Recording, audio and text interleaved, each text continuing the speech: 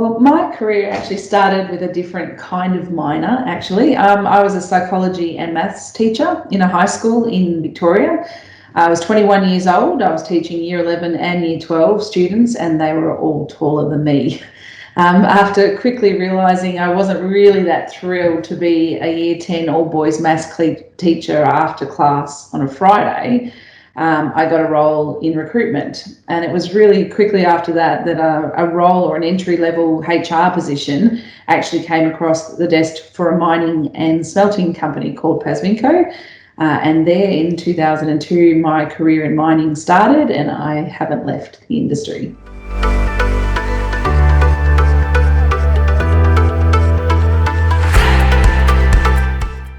We've made huge strides when it comes to diversity in our industry. When I started in the mining almost 2 decades ago, gender diversity was very much in its infancy.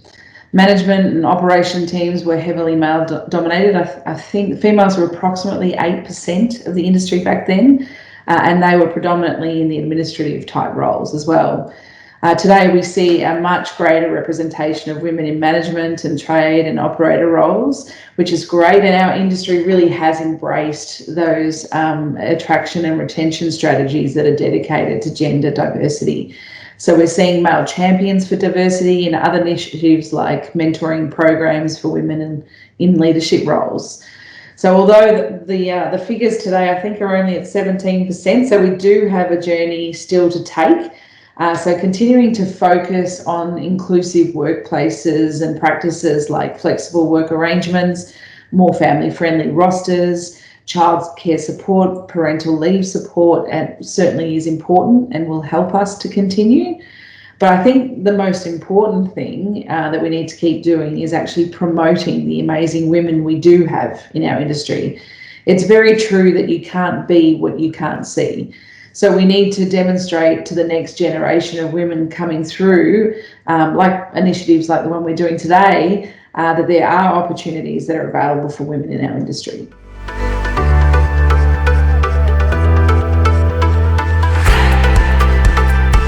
With students making decisions earlier in their schooling on their career choices, promoting our industry to those as young as 9 is vital. We know from work that's been done by the Minerals Council and AusIMM that knowledge of mining careers is extremely low in school students.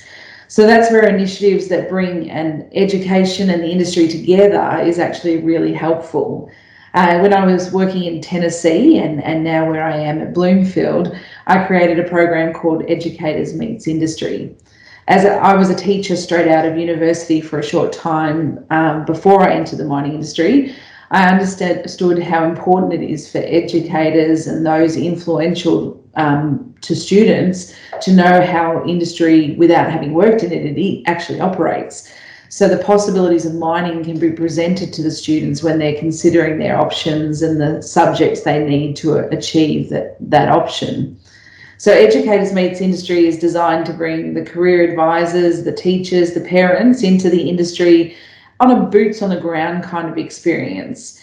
It means seeing it, not just hearing it through a standard presentation, giving those educators, these influencers on our future workers, an appreciation of broad range of roles we offer in mining through the exposure to mentors within the business, and those mentors share their stories and the way that they took their career path, which is so different depending on who you speak to.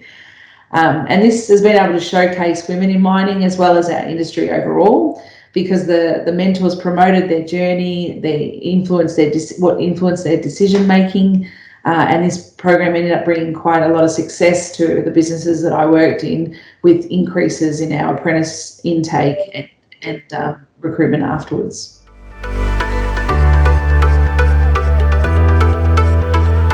I'll answer this in 2 parts. First, the attract. While everyone can benefit from having well-connected peers, women with an inner circle of close female like-minded contacts and that sense of connectedness are more likely to gravitate towards a career.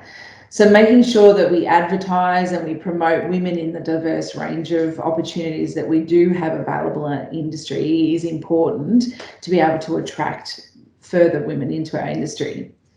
From a recruitment point of view, we actually shouldn't do anything different to what we do to find our general talent in our industry. What we need to do is make sure we create a psychologically safe environment for someone to feel welcome to bring their authentic self to the table and be the person that they are at the interview. So that's our recruitment managers that need to really set that comfortable environment and allow the applicants to demonstrate their true talent and who they are, so that they don't feel they have to be someone that they're not.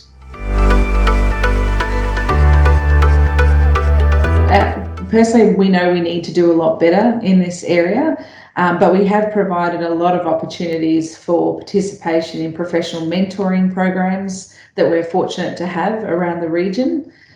These programs provide participants with a great opportunity to spend some time self-reflecting, not just on what they need to improve, but what they actually do well, which is something that women are renowned to not do very often. So these mentor programs help you to see that having someone there with you from a long-term relationship with that centered focus around you and what you're doing and how you're doing it, and providing their support and wisdom over time, it can be really successful for a career. So we really ensure that we involve people in those programs. We also make sure that having female representation on the strategic planning that we conduct every year, and having representation gives us that diverse focus on the way we're operating, but it also gives the participant that ability to advance their skills and their knowledge of the overall operations, and being able to actually step out perhaps what their general function is as well. And importantly as well, we also support and encourage our team members to participate in working groups and seminars and networks, because having that connection to the industry and not just developing by the way we particularly operate is really important, because we know that our industry is continuing to evolve all the time, and having a broader view on what excellence is important for us and also the individuals to grow in themselves.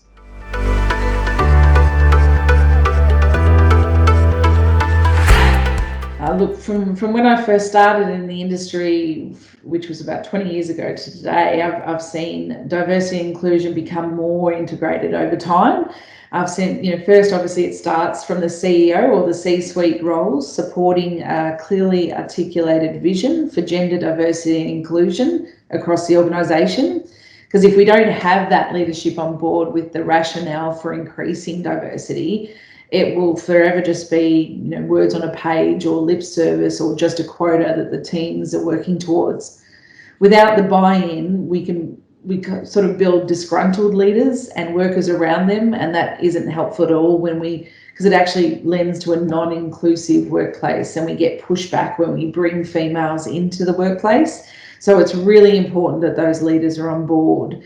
And once we have them on board, then getting the policies implemented to change and be more inclusive is when we start to really see the behaviours and attitudes about roles that women can do, and seeing people challenge assumptions or stereotypes about those male-dominated work comments or roles or places, and that's really key. But starting at the top is the key to change.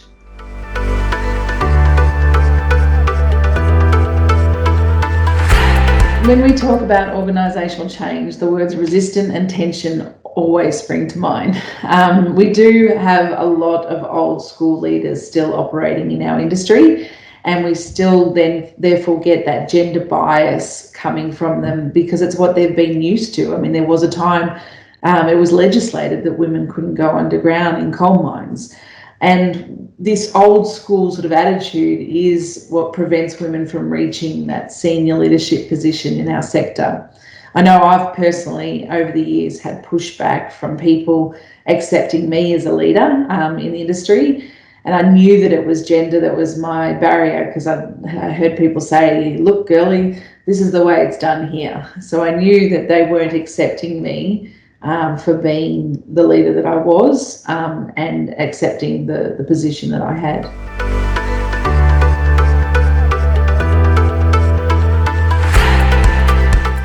Having male champions of change at a leadership level, I think, is really important, because demonstrating that diversity and inclusion is not a female issue, it's a societal one, and that we all have a responsibility to work towards improving it, and we will all benefit if we work together towards improving it. So having diversity and inclusive work leaders is just an invaluable enabler. After all, the change has to be known. So the change from what we know historically has to come from good change management principles, because we are having change at the moment. We are going through change, so therefore we need to have our leaders use those principles. So if leaders can sort of build a safe environment and involve their people in change, consult with them, listen to them, take them on the journey, not just say we are going to have 50% women in our team, actually bring them along as to why, what's the rationale, make them part of understanding the benefits. We need to make sure that people are with us on the journey and not just seeing it as a lip service or quota.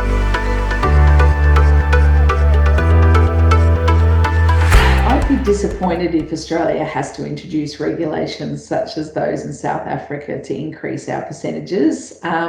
Quotas or legislative expectations can be an effective way to reach diversity and equality goals, but not everyone believes that's the answer. So although it may speed up the societal or social change that we need in our industries and force organisations to look past their biases to identify those women, to give them the same appointment, development and promotional opportunities that they would a male counterpart, I just feel it can breed resentment among those who disagree. So some people, much like myself, believe that societal change on the issue of gender diversity has to come from the heart. And it has to come from the desire throughout the entire organisation, and the desire because they understand the benefits of it, rather than from politicians or a HR department setting a quota. So, having a regulation does change and can help to change, but it does very little to change the bias and the attitudes that actually lend to gender inequality in the first place. So I hope we don't have to.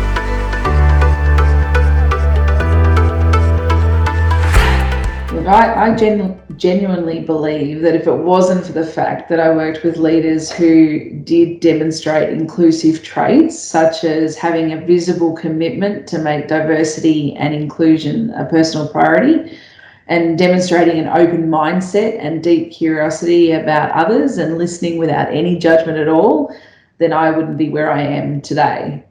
I've been so fortunate to have worked for a few leaders in my career who have allowed me to be my authentic self. They've provided me the same opportunities as my male counterparts. They've given me encouragement that my individual qualities are important to the overall success of the business. And ultimately, they have helped me to understand that you can have a career and a family, that you don't have to choose. Because there was a time where I thought that I had to choose, and I had chosen a career, and that may have resulted in me not having my beautiful little 5-year-old today.